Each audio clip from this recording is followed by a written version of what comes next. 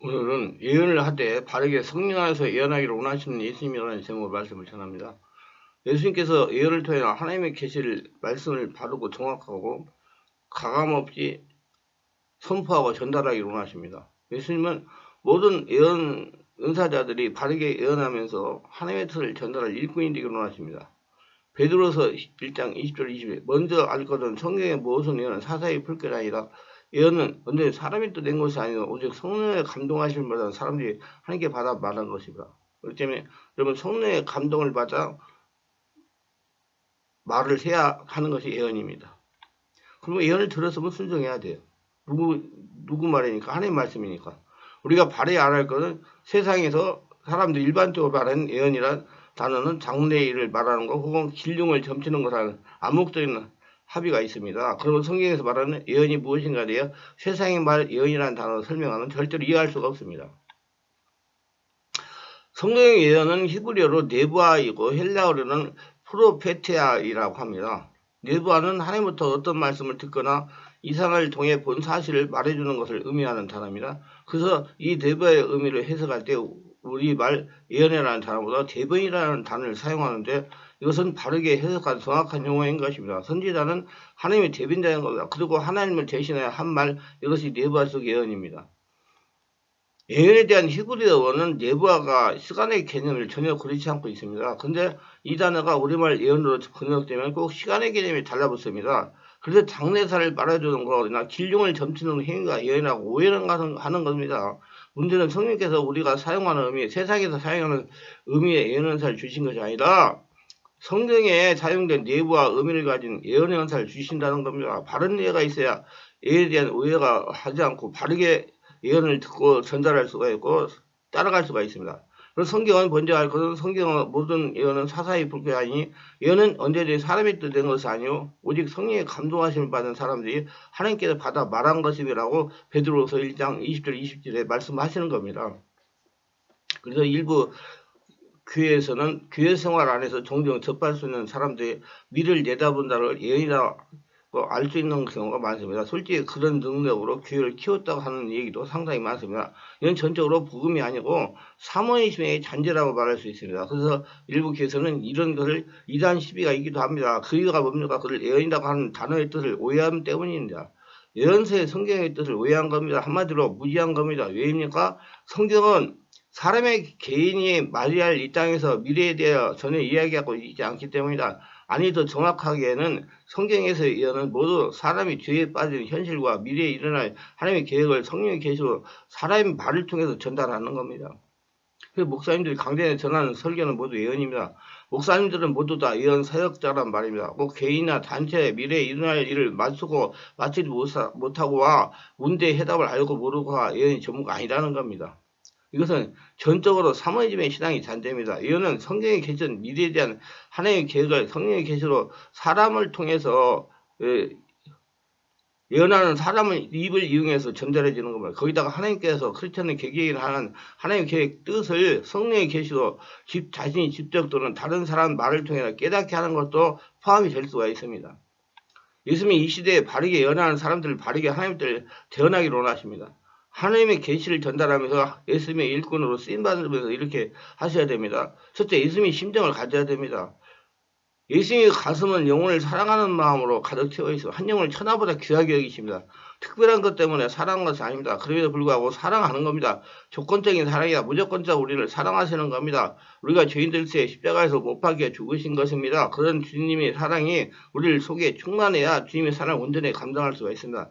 주님은 영입니다. 그래서 성령으로 온몸으로 기도를 하고 성령으로 온몸으로 하나님을 찾아야 내 안에 주님의 영이 충만하게 채워지는 겁니다. 그래서 예수의 심정이 될 수가 있는 겁니다. 예수의 심정은 영혼을 사랑하는 마음, 한 영혼을 천하 귀하게 하는 여기는 마음입니다. 둘째, 성령의 감동을 감지하고 순종해야 됩니다. 우리는 예수 이름을 가진 자입니다. 예수 이름을 가진 자는 성령의 인도를 받아 하나님의 계획이나 뜻을 알고 순종해야 됩니다. 사도행전 16장 6절로 10절에 나오는 바울의 성령의 인도를 받은 실상입니다. 성령이 아시아에서 말씀을 전하지 못하게 하시거늘 이 말씀은 바울은 아시아에서 말씀을 전하고 싶어 했는데 성령께서 막으셨다는 말씀입니다. 사도행전 16장 6절에 나오는 부르기아 갈레아디아 땅은 유수대에서 소아시아 반도 서북부의 끝에 있는 무시아 이르는 도중에 있는 지역입니다. 무시아로 가기 전에 소아시아 반도 북쪽에 동서를 길게 뻗은 지역이 비두기아로 가려졌지만 예수형이 역사에 허락하지 않았습니다. 예수형은 성령이십니다. 그래서 무시아로 지나 드로아에 갔습니다. 드로아에서 밤을 지내는 중 바울에게 환상이 나타나는데 마게도의 사람이 바울 앞에서 간청하는 환상이었습니다. 마게도로 건너 우리 도와주십시오. 바울은 그 환상을 본 후에 곧 마게도로 건너가고자 했습니다. 왜냐하면 환상의 의미가 마게도의 사람에게 복음을 전하게 하시라고 하나님께 부르신 걸 확신했기 때문입니다. 여기서 몇 가지 짚고 넘어가야 할 것입니다.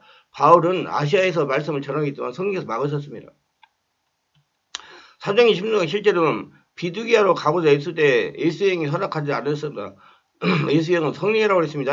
바울은 있었지만 성령께서 허락하지 않으셨습니다. 무슨 말씀입니까?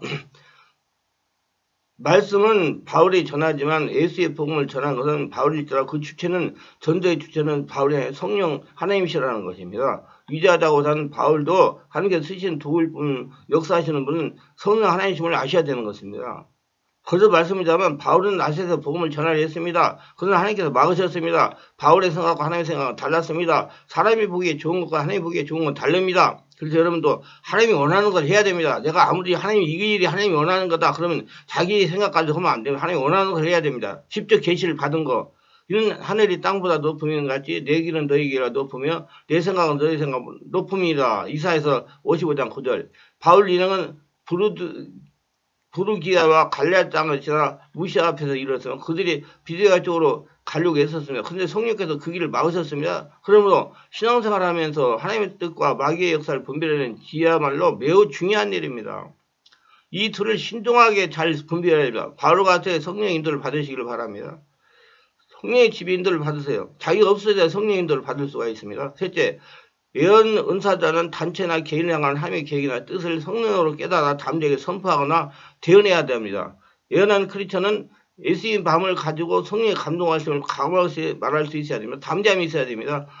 자신은 지금 하나님의 계시를 전달하는 사명감이 있어야 됩니다. 하나님께서 자신에게 말한 것을 여러 사람들에게 전한다는 그런 사명감이 있어야 됩니다. 하나님께서 성령으로 자신의 입을 사용하여 말씀하신다는 믿음과 담대함이 있어야 됩니다. 자신은 하나님의 계시를 전달하는 입술이라는 자긍심으로 충만해야 됩니다. 자신 입술을 하나님께서 사용하신다는 정말 자다가도 감탄할 일 아닙니까? 강단에서 설교하시는 목사님들은 모두 다 예언하는 분입니다. 하나님께서 목회자 입술을 사용해 예배나는 성도들에게 하나님의 계시를 전달하는 예언가들입니다. 성령의 감동하심보다 하나님의 계시를 전달하는 성스러운 업무를 수행하는 분들입니다. 그래서 목회자들은 항상 성령으로 충만한 것에 설교를 예언을 준비해야 됩니다. 강단에서 설교 말씀을 전하기 전에 충분한 기도를 해요. 성령의 임재가 충만한 상태로 강단에 서서 설교 말씀을 전해야 되는 것입니다. 강단에서 말씀을 설교 대언할 때도 순간순간 성령의 감동하시고 감지하여 담대하게 대언해야 됩니다. 순간순간 성령께서 감동하시며 하나님께 설교하는 전하고 듣는 분들에게 말씀하고 전하는 하나님의 계시 예언이기 때문입니다. 목회자가 강단에서 전하는 설교 말씀은 엄연하게 예언입니다. 예언 설교라는 목자자는 바탕에 하나님의 계시만을 전해야 됩니다. 예언 설교하는 목회자는 바탕에 예수님이 관한 이론이 아니라 예수님 마음 생명을 전해야 됩니다. 하는 영혼을 천하보다 귀하게 하는 예수님의 사랑, 예수님의 마음 생명을 전해야 됩니다. 이건 예수님에 대한 지식을 전하는 것이 아니고 살아계신 예수님을 체험하도록 설교하라는 겁니다. 직접 주시는 계시의 말씀을 전하라는 거예요. 그렇기 때문에 강단에서 말씀 전하는 분은 성령이 충만해야 되는 겁니다. 그래서 목회자는 본인이 먼저 예수님 삶에서 체험해야 되는 것입니다. 그리고 성령과 1대1 관계가 되어야 되는 겁니다. 그래서 강단에 설교하시는 목사 예언자는 설교가 무엇인지 바르게 알고 설교 예언을 대언해야 됩니다. 설교 예언은 무엇일까요? 설교는 단순히 성경 해석과 가르치고 생활을 적용시키는 게 아닙니다. 설교 예언은 예수님의 마음을 전하는 것입니다. 여기서 예수님이 전하는 것은 단순히 전도나 예수님에 대한 가르치는 것을 의미하는 것이 아닙니다. 실제로 예수님의 마음을 전하고 살아계신 투자되는 권능을 가진 예수님을 전해야 됩니다. 설교자는 예수님의 살아계심을 증거하고 사람들을 예수께로 인도하는 것입니다. 설교를 통하여 살아서 역사하는 예수님의 생명을 전하는 것입니다. 아주 중요한 거예요. 제가 이거 좀 말씀 전하는 것도 여러분들 생명을 전하는 겁니다. 그 성령으로 충만한 가운데 들으셔야 깨달을 수가 있는 거예요. 메뉴판이 음식을 대신할 수 없는 것처럼 성경이 예수님을 대신할 수 없습니다. 즉 예수님에 대해서 아는 것이 예수님 체험을 닮아가는 것을 대신할 수 없어요. 그래서 모든 설교 예언자는 살아계신 예수님을 증거해야 됩니다. 할렐루야 생명을 전해야 됩니다.